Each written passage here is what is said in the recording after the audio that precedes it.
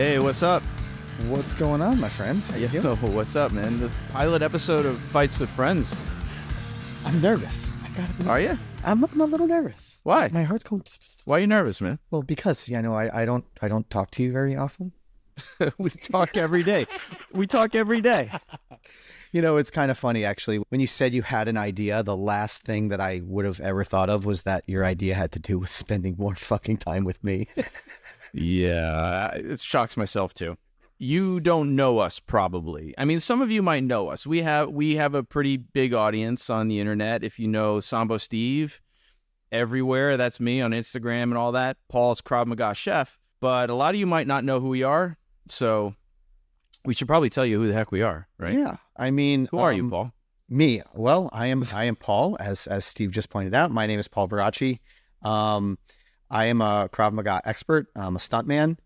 And I guess you could almost say we're writers. Yeah, we're writers. We're working on stuff. He's kind of like my man wife too. Yes, for sure. According to my wife, he is the other wife. Yeah. She said the same thing. She goes, I can't believe you guys are spending more time together. Yeah, right. But yeah, I would say that, when it comes to the production industry, I am a stuntman, and I've just started dabbling with writing and stuff with you. And you were also the chief of health and safety officer for Disney for many years, and security for Marvel, correct? I was. You know so much more about me than I know about myself.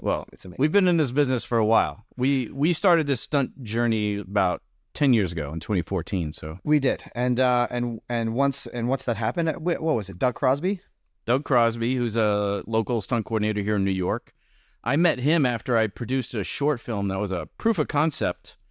And we actually got a call to pitch it for Darren Aronofsky, which was pretty incredible. And the show never went anywhere, but I met Doug, who is Aronofsky's stunt coordinator, and there was a fight in this short. The short is called Choke Artist, and we could put a link for the show notes so you can see this fight. That is what prompted Doug to say, Steve, you should think about going into stunts. It was all about this fight that I had choreographed on this short film.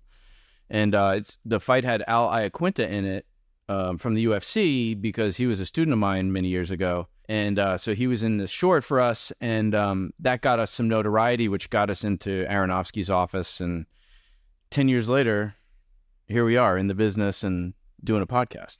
Funny Darren Aronofsky story I have. I'm going to have a lot of these coming up on the podcast. You guys tend to know. So for those who don't know, Paul was also a professional chef. Like before he ever got into this business, he was a chef. I was a chef for about 25 years. I used to work at the Spotted Pig, cooked for lots of famous people. And I used to be Jimmy Buffett's personal chef. Dude was Jimmy Buffett's personal chef. So I have a whole other life before outside of martial arts and stunts. One day he sends me a message. He goes, guess what I'm doing right now? And he sends me a video of him watching Paul McCartney about 10 feet away from him playing Hey Jude at Jimmy Buffett's house. I'm like, you're a fucking asshole, man. So another funny story. I actually had no idea that Paul McCartney was going to be there. And you and I are like those people. I'm like, there's just certain songs you should never, ever, ever, ever cover. Like movies. There's just certain things you shouldn't do. Roadhouse. Hey Jude is one of those things. Like no one except for Paul McCartney should sing Hey Jude. So all of a sudden it comes on and I'm like, wow, this is really good. And I go to my sous chef, my buddy who's helping me out. I'm like, dude, this is a great cover. I'm like, who is this? Yeah. And he looks at me and he goes, because you fucking stupid? He's like, Paul McCartney is on stage 20 feet behind you. And I'm like, and that was when I took the video and sent it to you. Yeah. So we've known each other for a long time. So Darren, you were going to tell a Darren Aronofsky story. Yes. So I used to play a lot of poker in the city back in the day. And Darren Aronofsky used to have a poker game in his editing studio, which was on 23rd Street somewhere in Chelsea. And I don't remember the exact location. So one night... I can tell you if we did anyway. So one night, my brother takes me to this place and we're sitting there and we're playing poker. And I'm looking around, and there's posters all over the walls, but I'm not putting anything together. But there's like Requiem for a Dream, Pi, all of these posters and all of these computers everywhere. Right. And I'm sitting there and I'm playing poker. And then, I go head to head with this guy, clean him out, goes to the ATM, comes back, gets money, sits down, we go head to head again, and I clean him out. And everyone's kind of looking at me weird at how casually I don't really give a shit about this, that I just clean this guy out. So we get in the elevator with me and my brother, and we're leaving. And my brother's like, dude, he goes, do you know who you just cleaned out 2 times playing poker? And I'm like, no. He's like, that was Darren Aronofsky. I'm like, wait, what? So yeah, I cleaned him out twice in his own editing studio playing poker. Very cool, dude. But how'd you end up here? How'd you end up here? By the way, this is my gym. This is New York Combat Sambo. We've been open for 21 years, April this year. And 15 of it, I've been here. Yep. Paul, about 15. We've gone through the whole gambit. We coach fighters together, pro fighters, amateur fighters. And this is before we got into the stunt business, which all started around that time with Choke Artist. So why did you want to get into this business, dude? I mean, I've always been what do they call it? A cinemaphile. I've always been a movie freak. Yeah. Ever since I was a kid, it was like the one bonding thing between me and my dad. My parents were divorced, but so I would go and see my dad on the weekends, and join the club, and we would go see movies. Yeah, like that's what we did, and we would movie hop. So we would buy a ticket to a matinee, and we wouldn't leave the theater until 6 a.m. or until 6 at night, and we would go see 3 or 4 movies. And so I started just watching lots and lots and lots of movies, and I also realized I had a great act for retaining everything that I saw and heard. So I was always quoting movies after I saw them. And then one day, being a chef, believe it or not, I had an opportunity to design all of the food for a scene in a film. When they rented out our restaurant, they're like, oh, we need food for the scene. They're like, can you stay and cook for it? Oh, shit, I didn't know that. So it was a movie called When in Rome with the guy who plays Napoleon Dynamite. Danny DeVito was in it. Whole ensemble comedy cast.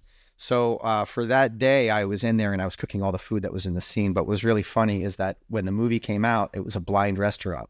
So the whole scene was dark and nobody could see any of the food. But and that was when I had my first experience on set, and I was always itching to get back to that. And then again, we were always talking about movies. And then when the opportunity presented itself to do a stunt workshop with Doug, he asked me if I wanted to go, and that was pretty much the beginning of our journey down stunts together. Yeah. That was a crazy moment. Like I before getting into stunts, I had produced a few documentaries. My journey into television and film started in 2007. My first job was on The Human Weapon, that old History Channel show. Just as a technical advisor, they were doing a Sambo episode. So Sambo is the martial art that I primarily study, although I got my black belt in Taekwondo when I was a kid, and I used to fight Sanshao and stuff back in the day. But I worked on Human Weapon. One thing led to another. This was the early days of YouTube, right? YouTube started in 2005. I put my YouTube channel up, the Sambo Steve channel, up about 6 or 7 months after YouTube started. And then ironically, that was like after the writer's strike back then, right? Mm-hmm. And they were doing a lot of reality TV.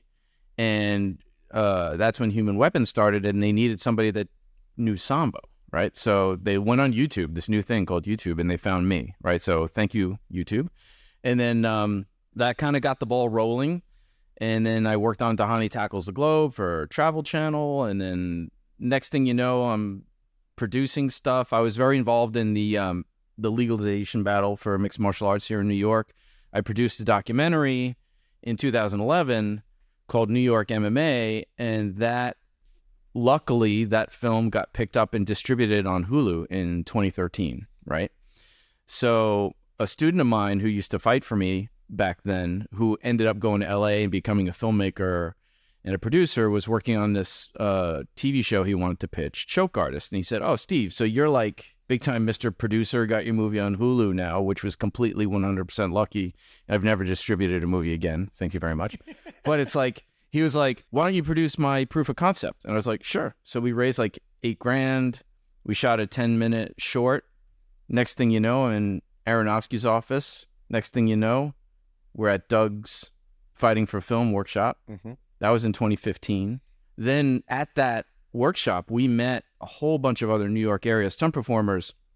And one of the themes of the discussion was what? There's nowhere to train. Nowhere to train. Yeah. I'm like, well, I own a gym. So we started a mailing list. Next thing you know, we started a stunt group called Breakfall Studios, where we were just having people come work out, like an open mat kind of for stunt people and stuff. And then next thing you know, we start teaching fighting workshops, and then people start coming to us for fighting stuff regarding films and everything. I don't know. We just love, and correct me if I'm wrong, but we love the process of building fights. And not just because we get to do the stuff that doesn't work in real life, right? Mm-hmm. But you get a script and you get to dig in and create something that works for that story, that makes sense to help tell that story.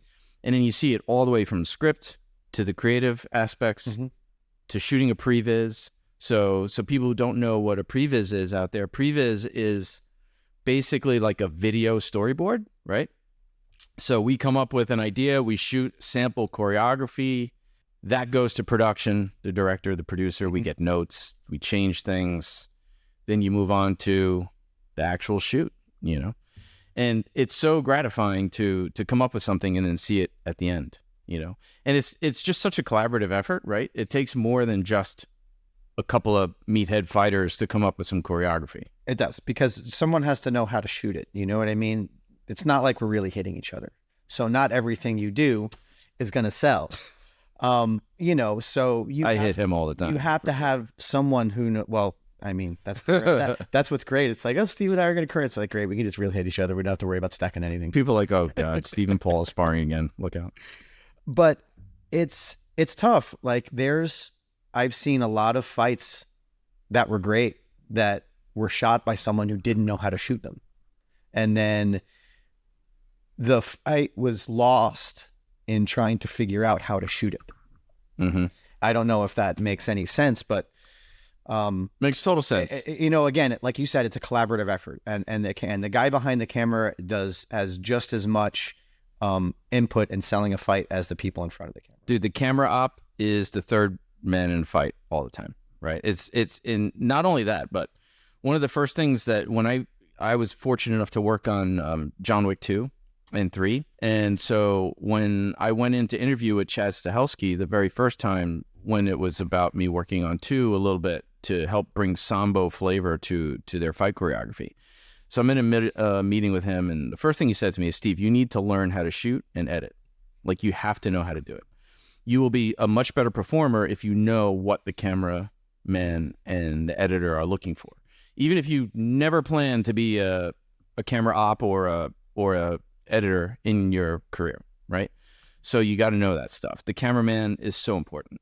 But even before it ever comes to us or the stunt coordinator before us, there's a storyboard artist who has already conceived of what this might look like based on what the director hopes it will look like. Like, before it ever comes to a performer. There's a basic vision before it almost gets to the stunt coordinator or the fight choreographer, and it's their job to bring it to life. Just like it's the set deck's job to bring a set to life. You know what I mean? The director is the brainchild, and he brings in all of us to bring it to life. Yeah, 100%. It's not really his job to show his vision to the audience. It's our job to show his vision to the audience. It's not our vision. So, it's not about what we think is cool. It's about trying to help tell the story with the rest of the team. Yep. Right. One of the biggest lessons I learned, actually, the first time I ever had my most nerve-wracking job, I cover coordinated, and I had to train the actors, choreo the scene around the script and everything. And it was the first time they were kissing, and everything went great. And then the next day it was come back in and we're going to do a gun take. Bring in 3 gun takes. And I was like, okay, great. I'm going to do every one except for the quick one, right? That we don't like. Literally, like, coordinator was like, we're doing this. And he's like, and that's, he goes, because read the scene. He's like, everything that you want to do is too much. He goes, we need that. And I was like, okay. And then when they shot the scene, I'm sitting there and I was like, fuck, He's so right. Yeah. Like the 3 that I came up with, I was like, they wouldn't have worked. Yeah. And that's when I was like, and then again, I had a great day of him just telling me stories of where he crashed and burned, going through things like that. And it was just a real eye-opening experience to been like, it's the littlest thing, it has absolutely nothing to do with you. Yeah. Nothing. And then It's all about the script. It's all about bringing out someone else's vision to life and not your own. When we're done, then it goes into editing, right? So the editor has to know how to edit action. Mm-hmm. Sometimes the editors are amazing. Sometimes they are not aware of how to edit action, and it's through no fault of their own. Maybe it's a brand new experience for them. Then we got sound designers. Maybe they didn't shoot the shot from all the angles they needed, and every other angle they had, nothing sold. So this is what they're left with, and that's what they have to use. Sometimes they're making shit from Shinola, right? But what we've learned over the last 10 years is how much we love this process. Mm-hmm. And I think what's kind of a crazy time right now in this business is everybody's afraid of AI, right? Are we humans going to be replaced, whatnot? But at the same time, practical stunts have never been more popular. Yep. Right. And you know, I guess one of the things that we really want to do on this show is just highlight the hard work that stunt players really put into making these fights and these amazing stunts, and not just, you know, again, not just fights. People don't realize what a stunt is in the smallest capacity. They only think of it in big things. I feel like they're under-recognized, and a lot of that is because it's kind of your job to be under-recognized and just kind of be that quiet person that brings the film together to where the actor can kind of been like, haha. Yeah. I mean, we're definitely the people behind the curtain, but at the same time, we want to use this show to share with you guys more than us. So, like on our guest list, we've got some incredible stuff planned for you guys, from storyboard artists to visual effects supervisors, visual directors, VFX people, A+ actors, writers. We've got doubles, everybody. We've got everybody. We want to show you all sides of what goes into a great fight scene, not just the performers. From the script to the film, you know, to what you see. Exactly. You know, for sure. There's so much involved in that process. And I think bringing that to life is something that we really, really enjoy doing. And we think you will really, really enjoy hearing us talk about it with our amazing guests. Especially when they break down something that you've already seen. You know, I think it's just kind of, it gives you new appreciation. And then when you go and you watch it again, you can watch it kind of with this new love and this new information that you have for these great scenes and these great movies. We do that all the time. Like I'll watch something. People ask all the time, like, can you watch stuff and still enjoy it? Like knowing what goes on, you know, what goes on. Like for me, I totally can. Mm-hmm. Like if the story is engaging, I stop thinking about all the other stuff. And then I have to go back and watch it again. Be like, okay, how'd they do that? You know what I mean? So this is the okay, how'd they do that podcast. Maybe we should change the name.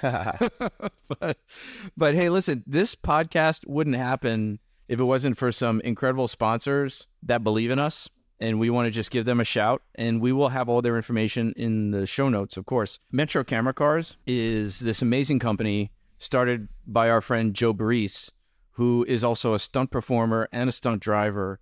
And Metro Camera Cars, if you've ever seen the cars with the truss and the boom on top of it with a camera attached to it, that's a camera car, one type of camera car. Mm-hmm. There's also all the rigs that go into filming inside a moving car, all this kind of stuff. Process trailers. For those who don't know what a process trailer is, that is like when the car is on a trailer being driven by somebody else, right? So they can film the people. You ever wonder, like, how are they driving without hitting anything? That's because they're not driving. Or it's like they're not watching the road. Yeah. Like, even I'm like... Yeah.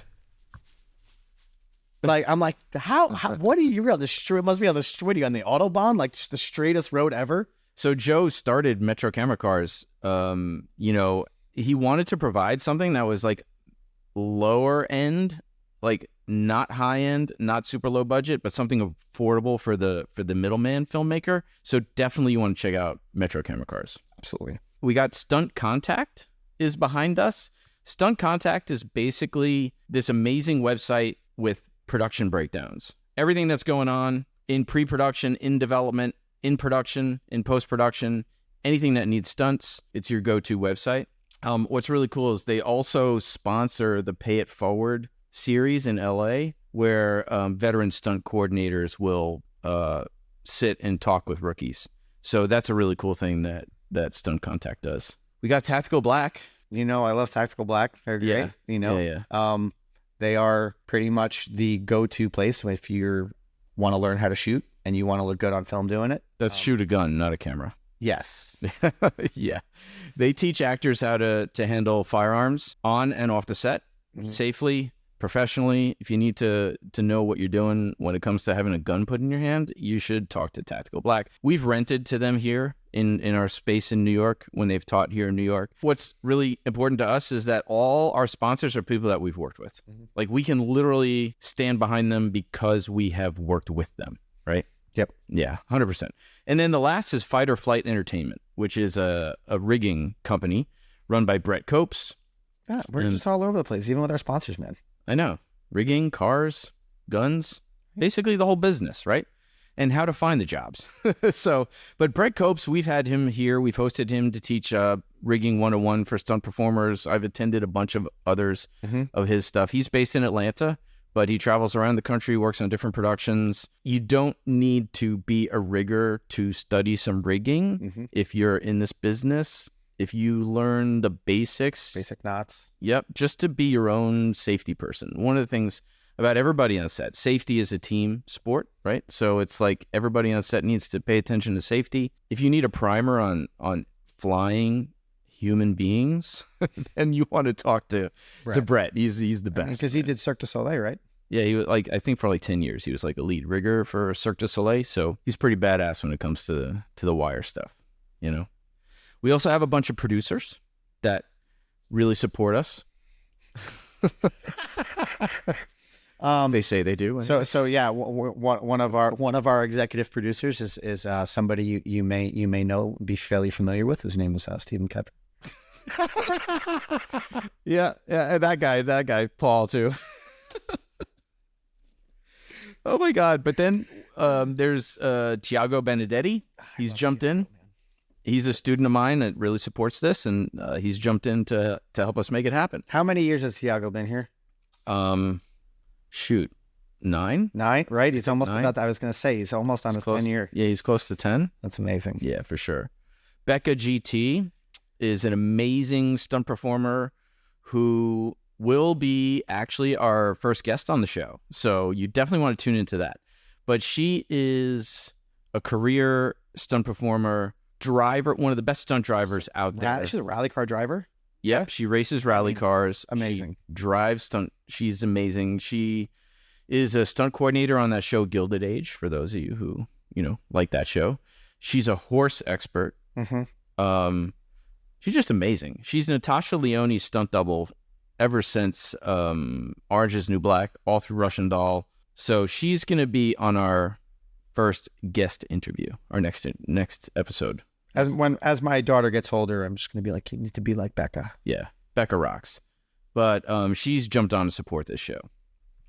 Jared DiCroce. Jared, is that how we pronounce his name? I don't know. DiCroce? I have no idea. And you want to know what, Jared? You never correct us. Correct us. I've literally said your last name 3 different fucking ways in front of you, and you just sat there and nodded.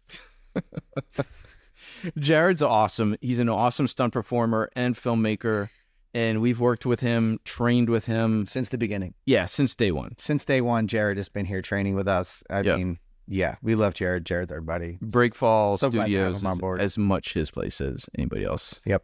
Yeah. Man, I've worked with him on... Actually, you know what? The funny thing is we worked on an episode of Blacklist together, like maybe last season. The one on the roof? No, not that one, but it was the first time that he and I actually were on a set together after knowing each other for like almost 10 years. That happens a lot in this business. You train with people, you know people, and then you never end up on set with them, And then one day, all of a sudden, you show up and holy shit, there you are. Like Steve and I are waiting for the one day before we're ever on set together. Like one that we're not running. Yeah, we haven't worked together on anything that wasn't our own production. No. It'll happen one day. Whatever. It almost did. Yeah. For Ray Donovan. Almost. Almost Ray Donovan. I was Eddie Marson's stunt double on season 6 and 7 to Ray Donovan, and we almost worked together. Not quite.